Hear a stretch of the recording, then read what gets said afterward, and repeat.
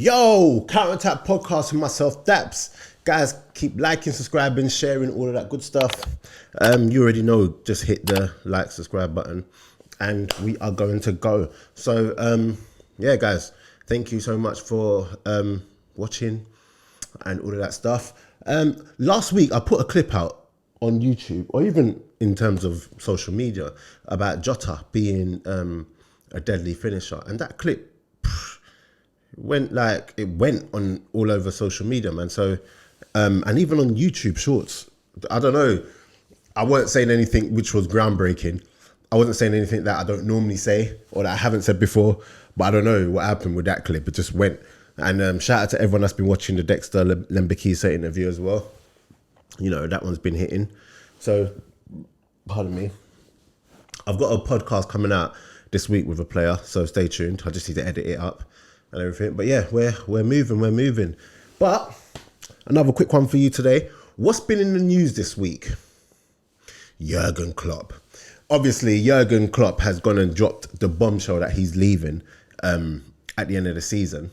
And I can't lie, when I first heard the news, it surprised me at first. It surprised me, and I was just like, no way, because yes, I'm an Arsenal supporter. Yes, I always want Liverpool not to do well and everything. But the football supporter in me just knows that Klopp is really good for the Premier League. And I think being just a football lover, regardless of my loyalty to Arsenal and whatnot, Klopp leaving the Premier League is going to be a big miss. I think when you look at what he's done, and I'm not here, you know, I've been seeing people downplay his achievements, and I'm not here to downplay his achievements. I'm also not here to overhype his achievements and put him above certain managers like I've been seeing. I'm not here to do any of that. But when you look at what he's done and when you look at where he took Liverpool from and brought them to, you have to respect him, and you have to just look at him and just be like, you're going to be a massive miss. But then you hear him speak in his interview and he just sounds like he's tired.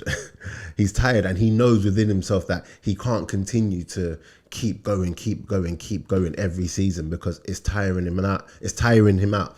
And I think that, you know, when you look at last season especially, I heard Jamie Carragher say last season he really thinks like took its toll on him, and I thought that too. I said that on the previous podcast as well, that he looked at times last season like, I've got to keep going.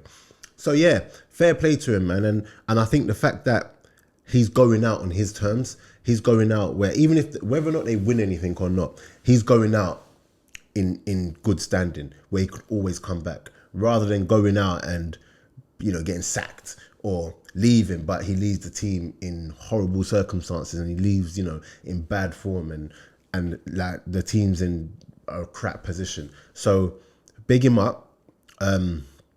Obviously they had to play their game today, and it's got me thinking that what reaction are we going to see from Liverpool in regards to that news? And it's going to be an interesting title running, I think. I think as an Arsenal fan, you hope that Arsenal will go and push on and close the gap again, and then go on and, you know, start challenging and whatnot. But I think when you look at it from even Man City, if Man City can replicate what they've been doing over the last couple of seasons in regards to the running, it's going to be an exciting run, because Liverpool are going to want to do everything they can to make sure that Klopp goes out on top. And if that's what happens, Liverpool might be in with a shout of winning the league. I did say City were going to win the league again, but this news, I just think it's the sort of news that galvanizes the group. It's the sort of news that brings everyone together and just gives them one common goal of giving him the perfect send-off. And it should be interesting, man. It's going to be interesting just to see how it all plays out. Man City are still my favourites, but I just think that Liverpool is going to have a massive say in it. I still hope Arsenal, obviously, do bits, but, you know, we'll see. But yeah, Liverpool, obviously they had their game today, and they, what was the score? Was it 5-2?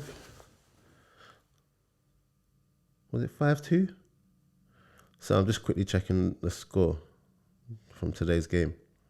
I think it was 5-2. Yeah, 5-2. And I knew Nunes was going to score. I knew that Jota was going to notch. Great finish again from Jota. Come on. And yeah, man. But who I do want to talk about, and I said it on the last podcast as well. Let me just find, just to make sure that I get his name absolutely right. Yeah, so Connor Bradley is his name.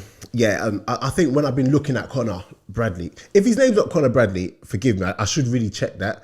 But Bradley, let's just say Bradley. Yeah, Bradley, when I've seen him in the last couple of games, he's looked like a good prospect. Like they've got a guy that can go on and do good things. But I'm going to have a little rant here. I don't know if it's banter or what, but someone said to me today that Bradley is already better than Ben White. And I'm like, what are we doing here? When did we get to the point where we see someone play 2 or 3 times and just think that they're just this world beaters? Do you know what I'm saying? Because he's really not. So I'm hoping it was banter, but let's not do that, okay? But he is looking really, really good. And it's interesting when you get a player who's grown up in a team where he's got someone like Trent in front of him, because what would normally happen is that you look at the surroundings in regards to like your position and you look at what is expected of you. But when you've got someone like Trent who's in the team, who is regarded as one of the world's best, you can't help but model your game on him. And you can see where he's modelled his game on Trent. You can see how, in regards to the attacking stuff, he gets forward a lot, likes to put in some good crosses, but also defensively he's looking all right as well, man. So I just wanted to like talk about him and just quickly big him up, but not do the whole he's better than this person, better than that person. Just let the guy play. Do you get what I'm saying? But I think that's it in regards to Liverpool. I don't know who they're going to get. People are talking about De Zerbi, which would be a really good fit for them. I think De Zerbi would be really good. I'm not having this Xabi Alonso stuff. Like, you know what? Let's talk about it.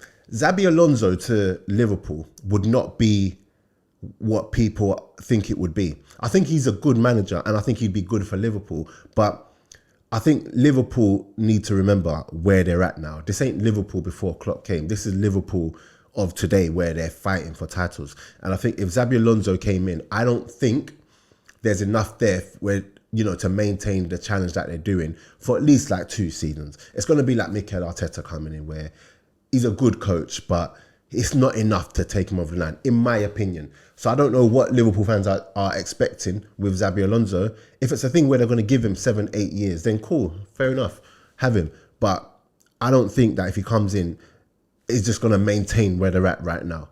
But you guys let me know what you think. I might be wrong, but yeah, let me know what you think. And De Zerbi would obviously be a great choice for them, but I don't want them to get De Zerbi. No. Let's see what else is on the dock for today. Did you not see, literally about an hour ago, this is Sunday night by the way, about an hour ago I saw news coming out that Arteta has informed his team that he's leaving Arsenal at the end of the season. And I don't know if it's true or not,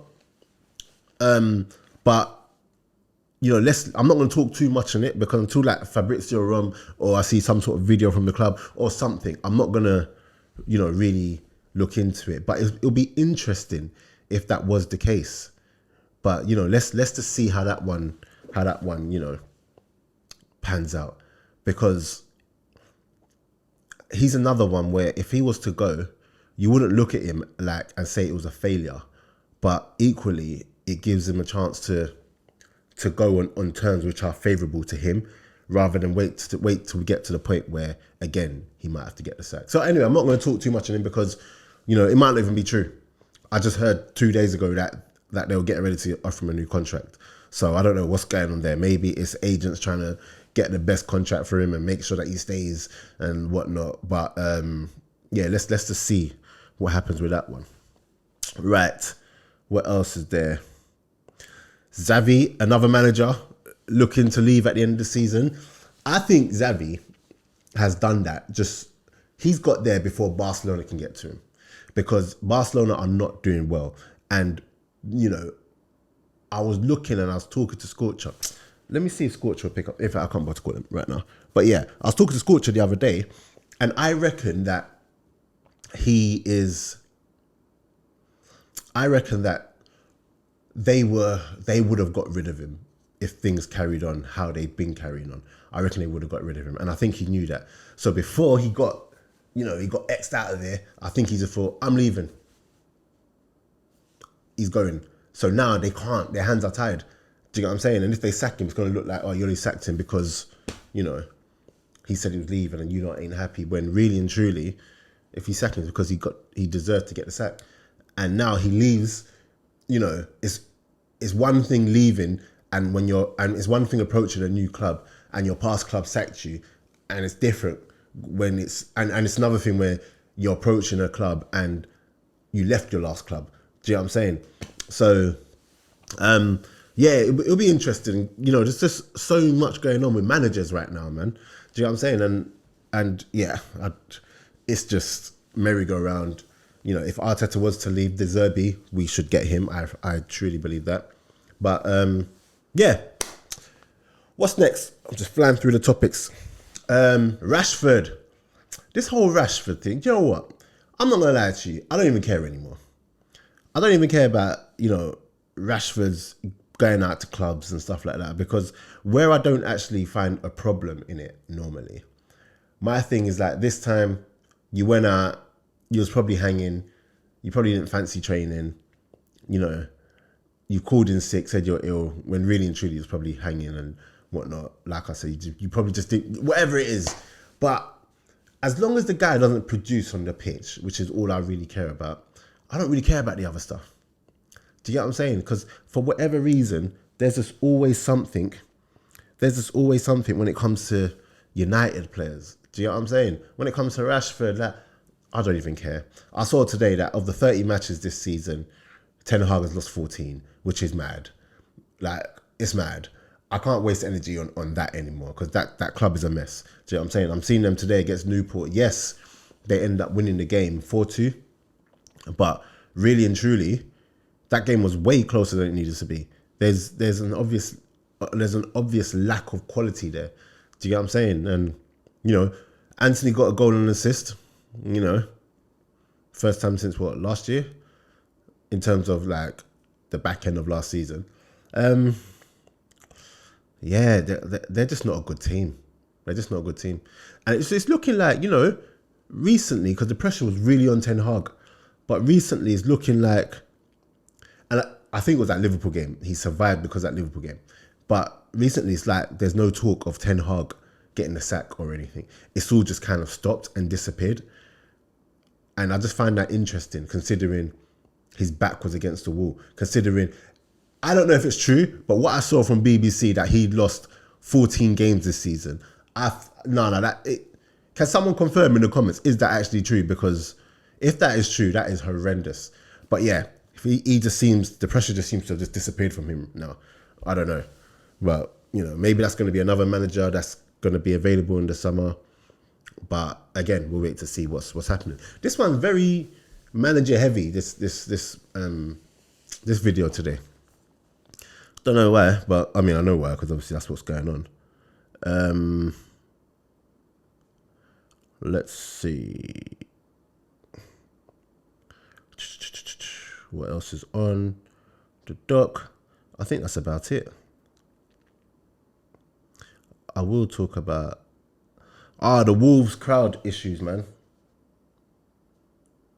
Yeah, the Wolves crowd. Listen, I love a good fans going at it in regards to in a safe way. I love a bit of yeah, come on, no, whatever. But you see what happened in the Wolves match today, man. What are you doing? Do you know what I'm saying? I'm seeing Kyle Bartley, the West Brom defender, having to, take his family out from, where all the trouble was, and asked to be substituted because he needed to be with his family. What is that? Those Wolves fans who went into the West Brom, section, if that is what actually happened, they should be ashamed. They should be, kicked out of the game's obviously done, but they should be banned from attending games. Like it's stupid behavior. And I'm seeing people that got hit with batons and blood everywhere. And listen, you don't go to football matches to see those kinds of things in it. And I like some banter. I like some, oh yeah, who are you? Whatever. But that stuff, no. Do you know what I'm saying? Not even that. That was just it quickly on that. Pedro Neto, though, I do want to say, what a player. Do you know what I'm saying? We had Dexter Lembakisa on a podcast the other day talking about how good and sharp he is. And he's looking, my worry was that when he got injured, with that long injury, I was thinking to myself, oh, please let him come back from this. But he hasn't lost it. He hasn't lost it. He's still got it. And he looks stronger now. Before he looked like you can like push him off the ball and everything. But yeah, Pedro Neto, if Arsenal go in for someone, I don't know how many times I need to say on this podcast, but Pedro Neto should be the person that we should look at, I think. But let me know what you guys think, because sometimes you guys tell me that I'm moving mad. So, yeah. And last but not least, Nigeria know they carry last. Come on, have to big up Nigeria.